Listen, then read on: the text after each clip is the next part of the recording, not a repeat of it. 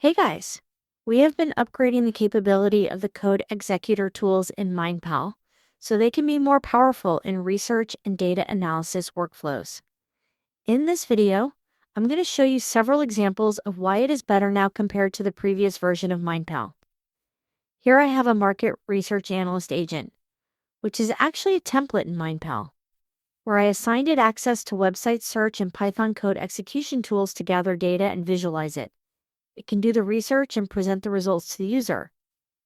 Let's look at an example so you can see how much better it looks now.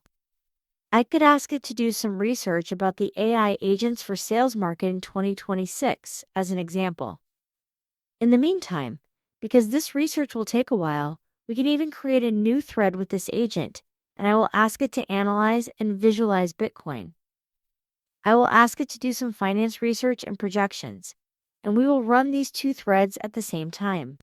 Now, we will wait a little bit until this step gets done while it does the research to show us the results. So, here is the report for the AI agents for sales market in 2026. You can see some projections here, the estimated market size, and some of the major platforms scored on a range from 0 to 100.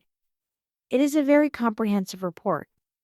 If you have tried using MindPal previously, you likely didn't have detailed visualizations to back up the results like this.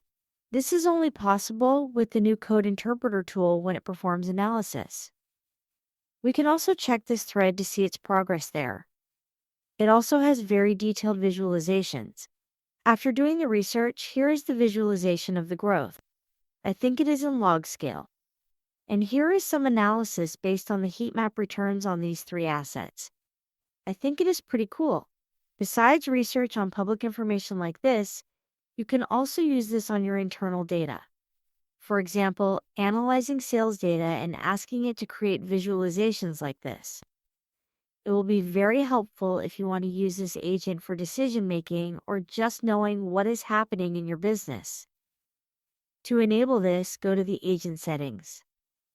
For example, for this agent, you just need to tag the tool inside the prompt like I did here. Another way is to go to the integration settings, navigate to the built-in tools, enable execute Python code, and update the agent.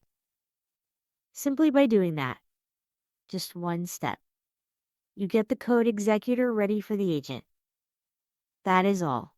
It's pretty easy. Go to the integrations and select the execute Python code tool. I hope this is useful for you, and happy automating.